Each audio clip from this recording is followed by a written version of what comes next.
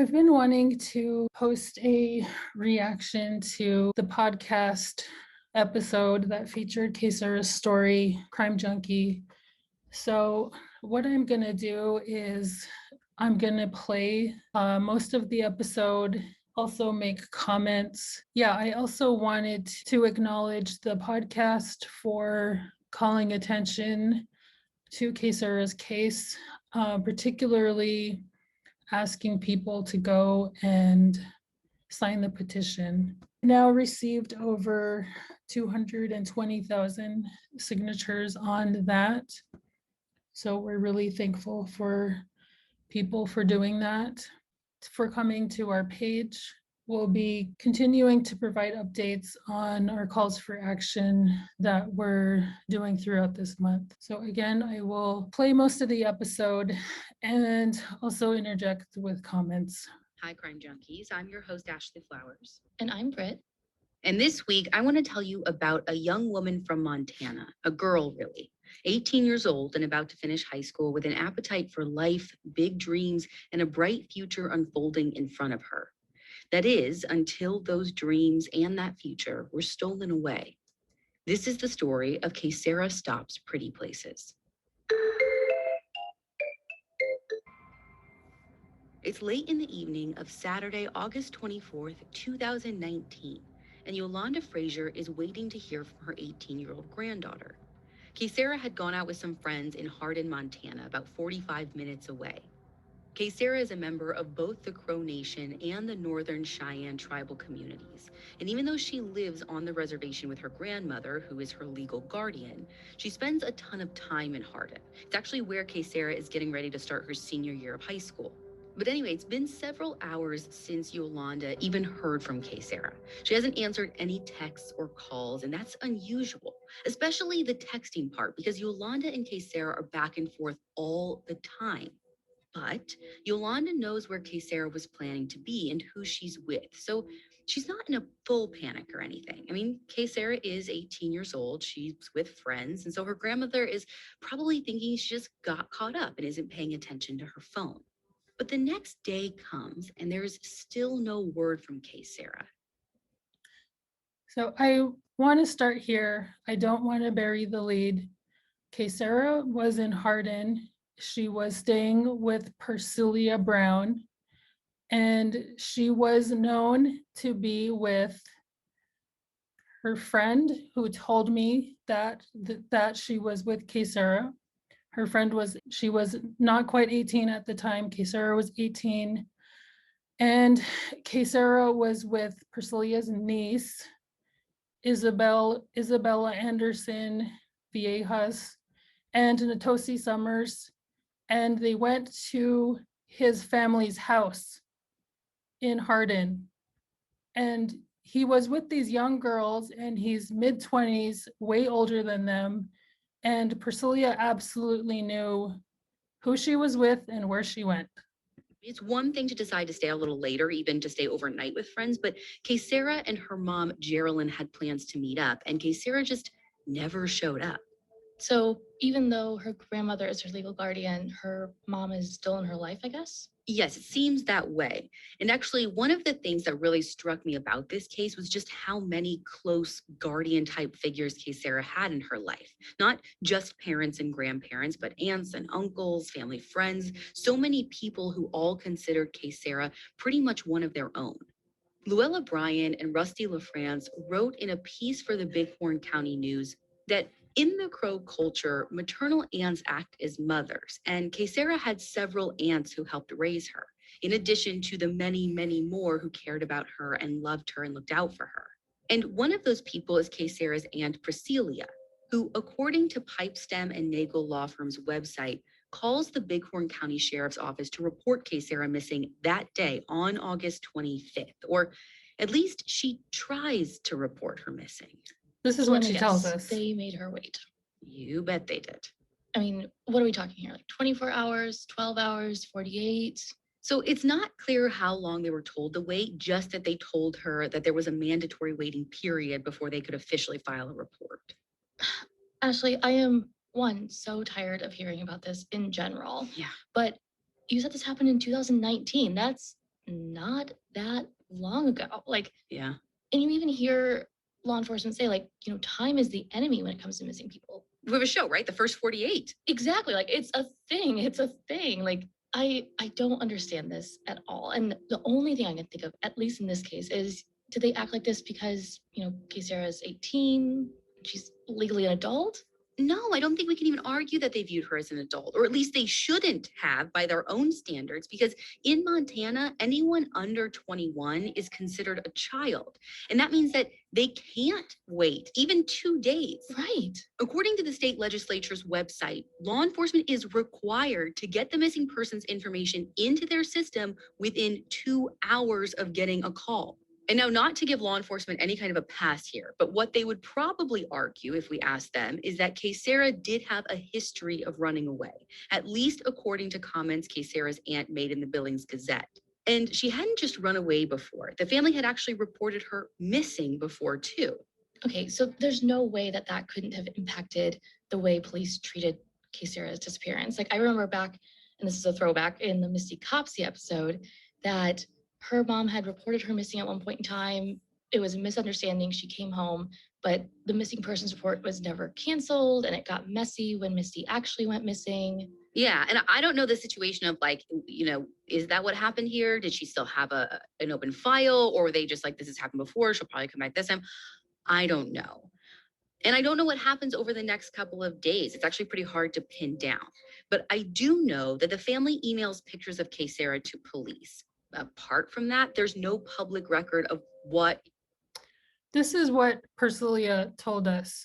She reported Kaysera missing. She knew where Kaysera went, that she didn't come back. I explain the circumstances of where Kaysera was. She was at the house next door.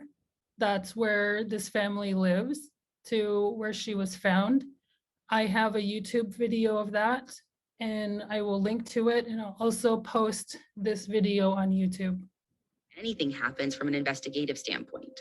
I mean, probably like calling friends, classmates, doing a driving sweep around the area where she was last seen. I would imagine like tracking down the people that she was hanging out with that night. I mean, basic things. It depends on who you're talking about, because honestly, I'm not sure that police were doing any of that stuff, or anything else for that matter. I couldn't find any record of anything happening from the police side. There's no public announcements, no media coverage, nothing. And in fact, the family says there was never even a missing persons report filed for Kaysera, period. Wait, That's so true. An 18-year-old girl goes missing and there's just no one out looking for her. Well, no police are out looking for her as far as I can tell, but her family certainly is. They're looking and praying and hoping Kaysera is going to walk through the door. But it's hard to stay hopeful. I mean, we all know the statistics by now about missing and murdered Indigenous women and girls, and about how much more likely they are to be victims of violent crime. And Bighorn County, where Kaysera and her family live, has the highest percentage of missing and murdered Indigenous people, men, women, boys, girls, in the whole state. And according to a documentary released in May 2021 called Say Her Name, the highest rate of MMIWG per capita in the US. Oh my God. And Kaysera's family knows that risk all too well because they've lived it. In that documentary, they talk about how just a couple of months earlier, in July, Kaysera had been in Missoula. She had been planning to board a bus home for the 4th of July powwow, but never made it onto the bus. Instead, she was taken to an isolated location in the town of Pryor, an area described. I don't know where this story comes from. It was sort of in the Say Her Name documentary, but I have no idea what this is about. Documentary as, quote, the epicenter of meth distribution and human trafficking that is central to the our family lives in MMIWG Pryor. crisis, end quote. And she was held there against her will. Now, somehow, miraculously, Kaysera had escaped that situation, which is pretty incredible considering how many Indigenous women in particular don't. Okay, wait. If the police aren't taking this seriously because she was a runaway before, she's also been kidnapped before. Like the month before. Like, can we, if we're going to say like, oh, she's run away before, we can't pay attention to it, we also have to say, oh, she's been kidnapped before. We have to pay attention to it, right? Exactly. But here's the thing. I'm not even sure that that incident was ever reported to police. If so, they don't mention it in the documentary. But regardless of whether or Yeah, not where are police you knew getting about the this? kidnapping and her escape, Kaysera's family certainly knows. And it's got to be playing in the backs of their minds while they're searching for her this time. So it's around this time, a week after Kaysera was last seen, that a rumor starts floating around town. A rumor that somebody found a body. On August 31st, Yolanda gets a call from her brother saying there's a rumor going around on Twitter that the body of a young girl has been found in Hardin. And not just any young girl, a stops girl. Wait, what? Well, apparently, 2 days before, on August 29th, a man had been jogging alongside a road in Hardin when he made a disturbing discovery. According to Juliana Sukut's reporting for the Billings Gazette, what this guy sees in the backyard of this house is the body of a girl, maybe a young woman, he doesn't know, and the body is face down, wrapped in plastic, and sort of hidden behind a wood pile. Somehow, word of this discovery makes its way to Kaysera's aunt, Priscilla. I honestly don't know how she knew about it since it didn't even make the news, which in and of Right. itself is just like blows my mind. Yeah. But according to the family's timeline of events published on the Pipestem and Nagel website, Priscilla actually shows up there at the crime scene, worried that it might be her missing niece. I mean, Priscilla knew that Kaysera was at Natosi's family's house next door when she went missing. How does she not know that this is Kaysera and just happens to get a call from her friend, as she says, and goes over when her body was found? But when she got there, the officer at the scene wouldn't tell her if the body was Kaysera's, and the officer refused to let her make any kind of identification for herself, even though she offered. I mean, I get that. Like, it's a crime scene. I would have said the same, except it doesn't seem like police treated it like a crime scene at all. Kaysera's grandmother, Yolanda, says in the documentary that the jogger who found the body that day, he saw people walking in and out of the yard where Kaysera was found. And he is the one who said, like, hey, shouldn't this be like secured? Yeah, I mean, why wouldn't they be treating finding a body as a crime scene? Honestly, I have no idea. I tried to track down an explanation, but I couldn't find one. If I had to guess, the answer as to why the crime scene wasn't secured, and to many, many other questions in this case, is really steeped in systemic racism and the preconceived notions many people, law Anyone enforcement can see included, that. law enforcement especially, hold when it comes to Indigenous people. Like, for example, Yolanda says in the Say Her Name documentary that at some point while Kaysera was missing, a police officer said to the family, oh, she's just probably out partying. She'll be back. Clearly, though, Kaysera's family doesn't agree. I mean, some part of them is hoping that she's out there somewhere. And honestly, that would be the best case. My family wasn't involved with law enforcement at all. The only person that was Priscilla, who reported her missing. And we didn't have any contact with law enforcement at that time. Scenario at this point, but they can't even ignore the worst case scenarios either. I mean, if there is a dead girl, a dead teenage stops girl, who else could it be, really? So once these rumors start going around, Yolanda calls Kaysera's mom, Geraldine, to let her know what she's heard and to see if she could check it out and find out if there's any validity to what's being said. Okay, but this could be, kind of a no news is good news situation, right? Like, by the time her family is hearing about this, the body had been found 2 days earlier. Surely they would have been notified and contacted by now, right? You'd hope, but I mean, you aren't an Indigenous person in Montana. And because of their history with law enforcement, no news doesn't necessarily mean good news. I mean, no news all too often means being ignored or just dismissed. So Geraldine isn't going to just wait for the phone to ring. She wants to know right now if there's any truth to this rumor, if the nightmare that they've all been living in for the last week might actually be coming true. So she and Priscilla head to the local mortuary to check it out. But when they arrive, whoever they speak to at Bullis Mortuary tells them, no, it's not Kaysera. Geraldine and Priscilla breathe a huge sigh of relief and head home to continue their own search, to continue with this roller coaster of hopeful peaks and then really awful valleys. And every day that passes without any word from Kaysera or an update from police is another day of wondering whether Kaysera will ever come home and if they will ever know what happened to her. Then, on September 11th, almost 3 weeks after she first went missing, Kaysera's family gets the news that makes their heads spin.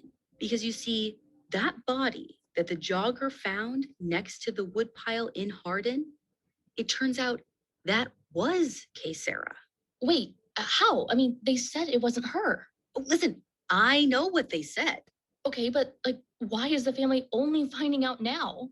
I wish I could tell you. It seems almost impossible to believe that it took 2 weeks to identify her, especially considering police knew Kaysera was missing. Remember, she'd been reported missing by her family. Well, and her family was going straight to police saying, hey, Yeah, is it her? yeah. So to me, it means that police should have been like actively looking for her, or at the very least, like on the lookout or comparing their missing person to this body that they found that matches the description. But like you said, beyond that, her aunt literally showed up at the crime scene, handed them their first lead on a silver platter, saying like, hey, is this my niece? Let me take a look at her. Like, let me try and help out. And then they have family member go to the mortuary and say, hey, we just want to like double check. You wouldn't let us check before. And Kaysera was at that mortuary. Her autopsy was done the day before. She was brought back to Hardin, unidentified. Bullis took her back and her body was there, and they would not let her mother identify her, know anything about her body. They absolutely knew that that was Kaysera. The coroner knew, law enforcement knew, everyone involved, Priscilla knew, everyone involved knew that was her. they get stopped at every single turn. Okay, so are these investigators just like really terrible at their jobs and like couldn't figure this out, even with, like you said, all this information?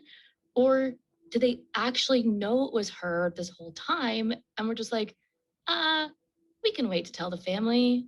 Yolanda thinks it's the latter. She thinks that they 100% knew it was Kaysera and just didn't notify the family. Ugh. But in my mind, no matter which way you slice it, this is a very bad look for police and kind of proves what so many people have been screaming at the top of their lungs for so long about systemic racism between law enforcement and the Indigenous communities they serve. So, of course, this entire family is heartbroken and devastated. As you can imagine, Geraldine is eager to bring her daughter's body home for a proper ceremony and burial. But it turns out that's not going to be as straightforward as it sounds. Because even though Kaysera's body was found in Hardin, her remains are actually at the Montana Department of Justice Crime Lab at this point, which is like 45 minutes away in Billings, like a full hour and a half from where the family is on the reservation. Her body was taken back to the crime lab because she was not identified. They still needed to perform other tests on her body to make sure that it was her and her cause of death. We only found this out after we filed a complaint against Terry Bullis. We asked for the chain of custody. It was only until the sheriff told my sister this that we had any idea that this happened. But didn't you just say that her body was at the local mortuary like a week ago? I guess I assumed that was in Hardin. So you're right, but here is where things start to go even more sideways. So just real quick, let me recap this like part of this timeline according to the family as published on the Pipestem and Nagle website. So on August 31st, that's when Yolanda hears this rumor going around about the body of a Stops girl being found and it being at the Bullis mortuary in Hardin. And she calls Geraldine to tell her this. On September 1st, Geraldine and Priscilla go to the mortuary and are told it isn't Kaysera. Not there's no body here, not I don't know what you're talking about, we don't know. It's not her. Then it's not until September 11th, 10 days later, that they find out it was Kaysera all along. Now, initially, the family decides that they'll just work with a local funeral home in Billings, since that's where her body is, instead of transporting it back to Hardin. So another thing that happened with the delayed notification is no one bothered to find out who Kaysera's parents, who her biological parents actually were, which as law enforcement, that should not be a difficult task. They notified Persilia, who reported her missing, that Kaysera had been identified. So far, she's the only person from our family that has been having any interaction with law enforcement.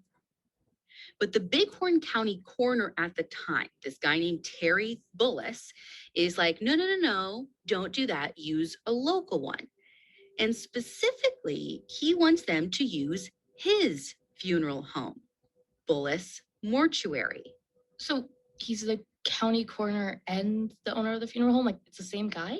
Same guy, but two separate jobs. One as an elected official and the other as a private business owner. Or let me say this, they're at least supposed to be two separate jobs. According to Kaysera's family, Terry tells Kaysera's mom, Geraldine, that in order to even get Kaysera's remains back from the crime lab, she'll have to cremate the body first. I'm sorry, what? Like, one, I don't even know like which hat he's wearing when he's saying this, but I don't think they do either. regardless, can he even do that? Not in any official way, as far as I can tell. I mean, I'm not a lawyer, but I can't imagine there's anything in Montana law demanding cremation of a body, especially one that may be a victim of a crime, before it's transported back to the family for proper burial. Like, people have a right to choose what happens to their remains after they die. Or in Kaysera's case, as a minor, her family has that right. Right. But legal or not, this is what Geraldine is told. And so Geraldine agrees. And according to the family, Terry orders the cremation right away. But isn't, like you said, Kaysera's body is a victim of a crime. Like, this isn't. Yeah, and he made us schedule her funeral without us knowing that her remains would even be back for the funeral. And the reason that happened is because the cremation facilities he sent her to, they weren't able to actually cremate her until 4 days later. And he didn't tell us this because we would have insisted that she be buried. So we had to plan her funeral. We didn't have any option of seeing her, and her body was just automatically sent to cremation. Yeah, and actually we weren't even sure that her remains had been back when we had her funeral. Investigation. Can he even do that? Like, timeline aside from all of this and like her being the victim of a crime and should we cremate, like, even if this wasn't an open investigation, it doesn't matter how a person dies. The decision to cremate remains is up to the family or written in a will. It is not up to the county coroner or the owner of a funeral home who is being paid to do the cremation. Or a person who does both of those things at the same time. Yes. And even though Geraldine agreed to the cremation, the family would never have done that if they thought they had any other choice, because cremation is actually against their cultural beliefs. I mean, but of course she felt backed into this corner. Like, he is the county coroner. He's in this position of authority in this situation. I mean, I think it'd be tough for anyone to question the direction coming from the county coroner. Not to mention, she is in like the throes of grief. Who knows where her heart and her mind is, and like where her capacity is to even process what's going on and make a decision other than like just get my baby home. Yeah, right. But I mean, did they at least do an autopsy before she was cremated? So I guess that is the glimmer of good news here, because yes, there was an autopsy. Now, no one seems to know exactly when it happened. Kaysera's family was told the autopsy took place on the 27th, which is 2 days before her body was even found, but okay. Anyway, the coroner tells Geraldine it's going to take 3 to 4 weeks before the family will see a final report, which is an eternity for a family desperate for answers, desperate. The state crime lab actually told me the 27th, and that was the wrong date. It was the 30th of August. And I did speak to the medical examiner. He told me that he had to write down on her autopsy that the cause of death was undetermined, but in that report, he does not rule out asphyxiation. He told me that he thinks it is asphyxiation, but he wasn't able to prove that. But it's not ruled out. They couldn't prove it because of the condition of her body. In his report, did not rule that out. Know what exactly happened to Kaysera and who's responsible. It would be an agonizing wait, but the coroner said that while he can't provide the final report until it's done, he was willing to tell Geraldine what it's going to say. He told that to me. I wasn't at the funeral home yet when Geraldine agreed to the cremation because I was driving 17 hours straight from where I live. I got there just as Geraldine had been leaving the funeral home. She told us that he said she would have to be cremated. So my sister and I went inside to ask for more details because we just wanted to hear for ourselves what was going on. According to the family's timeline of And events, this is when he told Terry, me our coroner/funeral home owner, basically tells the family that the report is going to say that Kaysera's cause of death will be, quote, exposure to alcohol or substance, end quote. Exposure to alcohol or substance, like alcohol poisoning or an accidental overdose? That's what he said to me. What my I have thought was witnesses. initially, like, again, that's literally the exact phrasing that they use, but I think it might actually be exposure due to alcohol or drug use, which is like a cause of death that the people of Bighorn County see a lot from this coroner. It's kind of like his go-to. Okay, but exposure, like hypothermia in late August, that kind of seems more like a winter thing. So apparently not. Interesting fact, more people die of exposure in the summer than in the winter, at least according to the Farmer's Almanac, because people are less likely to be prepared for cold temperatures in the warmer months. Oh, I learned something today. Yeah, but the county attorney isn't entirely on board with the coroner's ruling. Just a few days after the family had that conversation with the coroner about what the autopsy was going to show, they sit down with the county attorney. And right here, I have this whole like quote. It's basically the family's summary of that meeting, if you can kind of like summarize it for us. So the way the family puts it is basically I recorded most they of were this. told that it was really confusing as to who was leading the investigation. There was reorganization and, quote, general turmoil in the sheriff's office, end quote. And he also pointed out what we said, that Terry Bullis had a potential conflict of interest as both the business owner of the funeral home and the elected county coroner. You don't say. Right? And he also said that Terry Bullis tends to make a quick decision on cause of death as exposure to alcohol and natural causes. Like you said earlier, it's kind of his go-to. So like you said in that summary, the county attorney says that he isn't sure who's running the investigation. But as far as I can tell, the family is running the investigation themselves. That's also true. And handing tips and information over to the authorities. And that's what they do for the next 3 months, all the while trying to navigate their way through Bighorn County's tangled mess of a justice system, trying to figure out what exactly happened to Kaysera. And that was the only meeting we've had with the county attorney. We were just in shock with grief, and he was very arrogant, very condescending. I recorded it. I mean, I did not have any kind of memory at that point. And we were asking him to look into her phone, to look into her social media. And he was just really dismissive of us. We were asking for basic things. And he has not given us any of that information since. He has not met with us.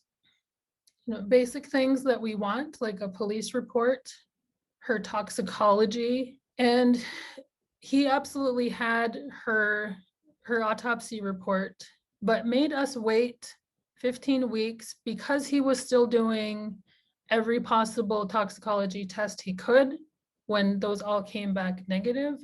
We absolutely need a new county attorney because this one pick and chooses who he helps, who he will give information to, and it's definitely not the families. All the while, they're holding vigils and rallies and protests demanding justice. And I mean, just think about that for a second. Like, this is a grieving family. And instead of this law enforcement community closing ranks around them to support them through this completely unimaginable situation, they're basically left, like you said, running the investigation by themselves and organizing protests to get attention.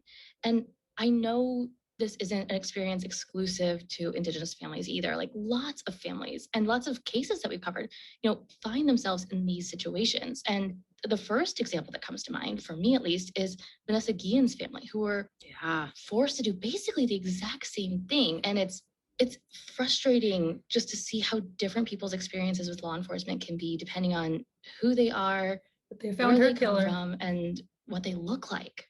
We found our suspects. And I mean, in this case, it seems like even the most straightforward of questions from Kaysera's family are constantly met with these like confusing non-answers. According to the Pipestem and Nagel's timeline of events, the family waits a full 15 weeks to finally get the results of Kaysera's autopsy, not the 3 to 4 that Terry Bullis said it might take. I was gonna say, that's like, what, 5 times longer than they were told? 15 weeks. But they have it now. Unfortunately, if you were thinking this is the part of the story where you learn the truth about what happened to Kaysera, you'd be wrong.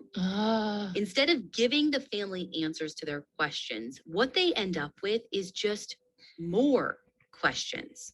Like, cause of death? Undetermined. What? Yeah. I thought the court He did not rule out asphyxiation. Told the family it was going to say that she died from exposure or an overdose or whatever the heck he said he was going to write down. He did say that, at least according to the family's versions of events on their law firm's website. As Juliana Suku reported in another one of her pieces for the Billings Gazette, the medical examiners were able to rule a few things out. There was no evidence of injury or disease, but there was nothing in the autopsy or toxicology that pointed to a specific cause or manner of death.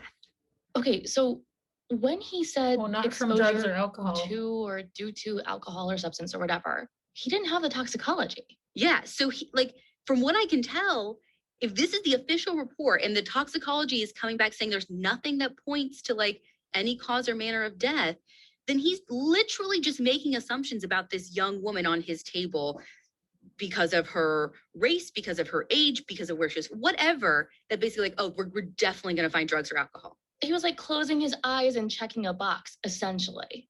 Yeah, which is like, again, what he's been accused of over and over is he's just got this general rule, like you meet these like certain parameters and check, check, check. Okay, but going back to the official report, 18-year-old women don't just die. And if they do, a heart condition or something, they don't end up wrapped in plastic and dumped behind someone's wood pile.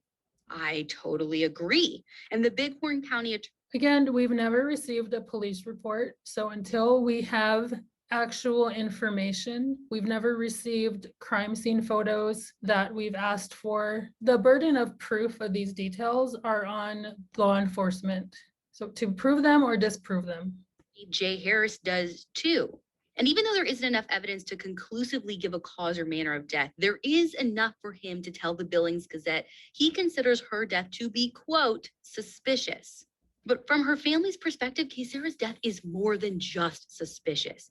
They're certain there is foul play here, that Kaysera was murdered. Not only because, like you said, 18-year-olds don't just die of natural causes and end up wrapped in plastic in someone's backyard, but also because of the discrepancy between when Kaysera died and when her body was found. What the coroner told the family is that Kaysera died on August 26th, and that means she'd been dead 3 days by the time anyone discovered her body. Now, the family doesn't believe for a second that Kaysera's body laid there for 3 days unnoticed. And in fact, we believe that she died the day she went missing, that night she went missing, and that she was not in that location. Say Her Name documentary, Yolanda goes back to visit the site where Kaysera's body was found. And I don't think anybody could lie there for even 3 hours, let alone 3 days with no one seeing it. It would have been clearly visible to anyone driving along or walking down the street. And this is not like a quiet dead-end street. It is one of the busiest streets in Hardin. It is So the if she died busiest on the 26th, intersection. is Yolanda thinking she died somewhere else and the body was moved to that backyard later? Yeah, that's exactly what the family thinks. Yolanda actually told Bighorn County News that on the day Kaysera's body was discovered, the grass under her body was green, which you'd expect that if she had been there all that time, the grass would be dead underneath her, especially if she was covered in plastic that whole time.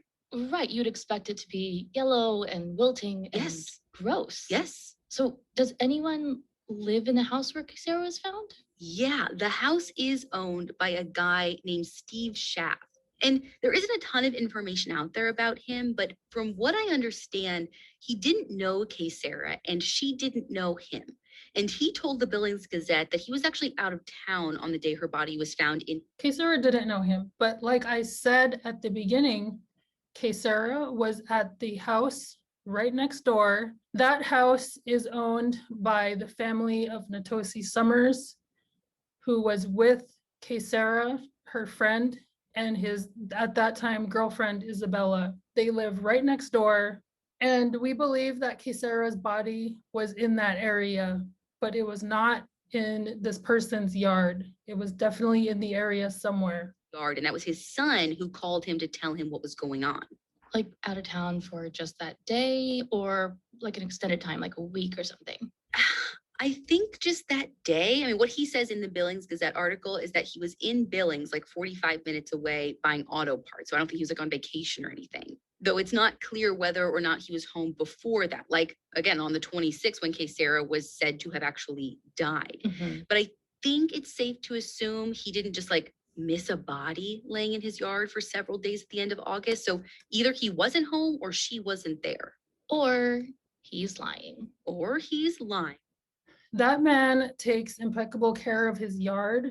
I know because I sat out there right in front of where Kaysera's body was found, August 24th through the 29th last year. He came out to mow his lawn, to pick up the apples from and from the trees in his yard, anything that falls. He was taking care of his lawn, his yard during those 5 days. I don't know why he never gives an interview about this. He wouldn't talk to us, just basic things that he could provide that would let us know when was the last time that you mowed your lawn. But I think the investigators didn't even ask him this stuff, to be honest. There is nothing to indicate he's been dishonest at all. Like, I haven't found anything that questions that. Okay, but I have so many questions about this. Like, what's this guy's deal? The son who called to tell him there was a body in the yard. Does he live at the house too? Does anyone else live there? Are we certain Kaysera didn't have any connection to the home, like at all? Like the son, the neighbors, anything? Girl, I wish I had the answers to any of those questions because I have all those questions too, but I don't. I am so frustrated. So have there been any suspects or persons of interest in Kaysera's case? Law enforcement hasn't named any. But then again, from their... The people she was with that night that live right next door to where she was found. Perspective, I'm not sure there's even a crime to investigate the way that they're looking at this. I mean, the only public official who has said anything remotely close to acknowledging that there might be something fishy going on is the Bighorn County attorney. And all he's saying is it's suspicious. But there is one other thing I need to tell you about, something that happened in the days before Kaysera went missing. And it connects Kaysera to someone investigating her death. So this officer was on duty at Crow Fair. He beat Kaysera's younger brother. He was 15 at the time. And he's also a Bighorn County deputy. And to my knowledge, that officer is Jeremy Middlestead.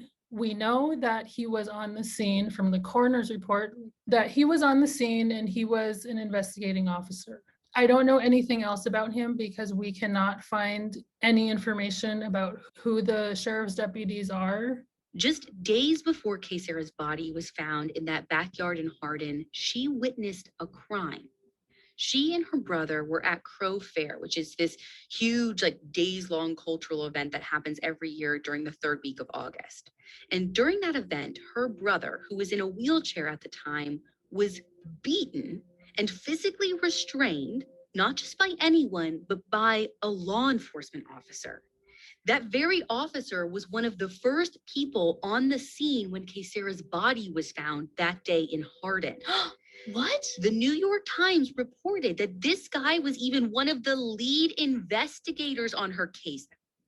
Yes, New York Times, I did tell you this, Jack Healy. I told you the entire story, and you gave us about maybe like a paragraph in your coverage on MMIW in Bighorn County. One point. No. Yes. I wasn't able to find any information about what led up to Kaysera's brother being beaten, but according to the Pipestem and Nagel website, Kaysera filmed the whole thing and posted it to her social media channels.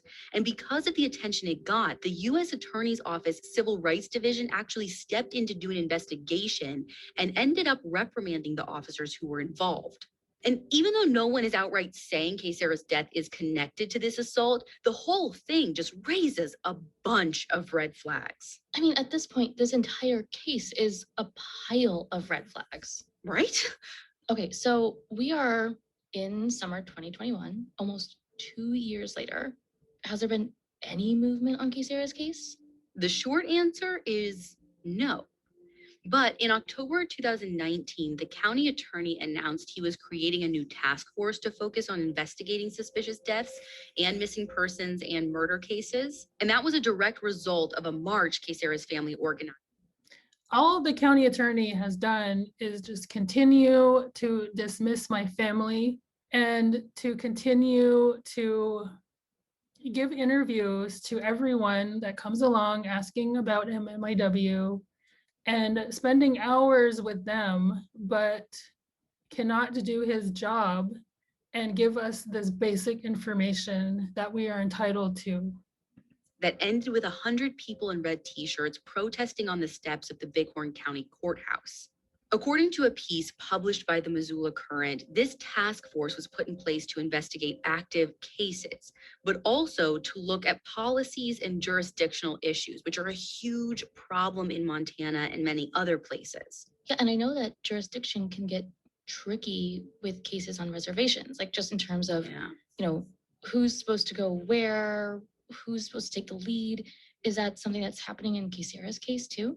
Oh, absolutely. The attorney representing Kaysera's family, Mary Catherine Nagel, talked about this on Democracy Now! News in October of 2019.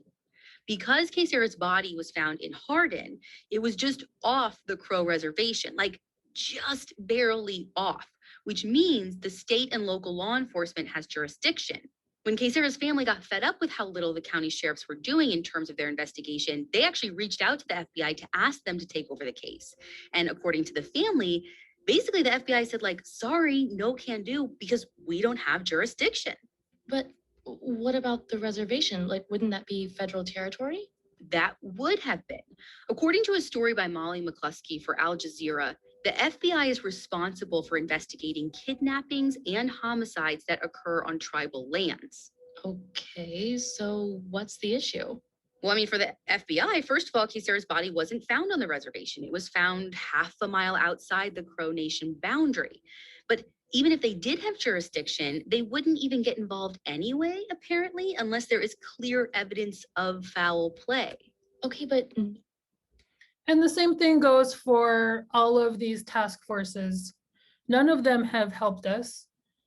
Montana has a task force, but that only deals with missing Indigenous people. The new Operation Lady Justice Task Force would not help us either because the coordinator essentially isn't helping anyone and is just putting programs in place. So none of these new MMIW, MMIP task forces have helped us at all. Really, none of the elected officials that we have asked have stepped up to assist us at all either. One is investigating this. How do you prove foul play if no one's looking at it? Great question. Again, wrapped in plastic to me like screams foul play. And if that's not screaming that to everyone else, I have no idea. So, I mean, is that it then? Like, I don't want to say case closed, because at this point, was there even an open case? But I don't know. Yeah. I mean, as far as I know, there's Pretty much no active investigation into Kaysera's case. Police don't even think that That's there was accurate. a crime committed in the case. And maybe they have information that they're not sharing with the public or even the family, but to me, it seems unlikely. In my mind, you can't close a suspicious death case until you rule out foul play, and that has not happened. Right. And I mean, haven't you even said before, like, investigators are trained to treat every suspicious death as a homicide until they can say it absolutely wasn't? They're supposed to, right? Like Right. that's how you're supposed to work an investigation. But unfortunately, not all investigators do that. And I think that's when you see cases like this or cases that get so jumbled when you go in with these preconceived notions or these assumptions. And again, I'm not sure you can call finding an 18-year-old girl's body laying face down in someone's backyard, I'll say it one more time, wrapped in plastic, anything other than suspicious. Or connected to foul play. Mm-hmm. Kaysera deserves justice. Her family deserves answers. And I don't know about you, but I want 2021 to be the year they finally get those answers. Mm-hmm. When we were researching this episode, we came across a change.org petition that the family is hoping that they can use to put some pressure on law enforcement at all levels to reopen the investigation into Kaysera's death. We are going to... Okay, so not the best researched podcast episode done on Kaysera. There's only really been one podcast, and that was Crime Lines, that reached out to me and actually talked to me. That was the best, most accurate podcast that I've heard. It seems like the podcasters just go off of what's available to them. So what's actually covered, what's in newspaper articles, and it's not much. That's why there's a lot of inaccuracies. And again, it's the burden of proof is on law enforcement because we don't know what the crime scene looked like because we've never been given that information. Things that we're entitled to. We want her toxicology report, and Bighorn County is not giving that to us, specifically Jay Harris, the county attorney, which is why we started the petition. We've had it going, and since this episode aired, we've gotten over 220,000 signatures. So I'll play a little bit more of the episode. If you want to hear the rest of it, it's not really about Kaysera. It's about other MMIW. This is the episode. It's available on Apple. I'm using Spotify. To that on our website and in the show notes. Literally, it could not be easier for you, our listeners, to look down at your device and make a single click. As of this recording, they have just over 6,700 signatures. I need you guys to hear me. I am counting on you, crime junkies, to get that number much, much higher. I'll close here. Again, follow our page for updates about our events this month. And also, I'll put a link to this video in our YouTube, along with the other YouTube I took. I signed it. Britt, you signed it. Of course. I've said this before, and I will say it till our very last episode until I'm blue in the face. These are real people. Mm-hmm. If Kaysera was your sister, wouldn't you want someone who spent 40 minutes listening to her story of her death to take 2 minutes to help you get the answers you deserve?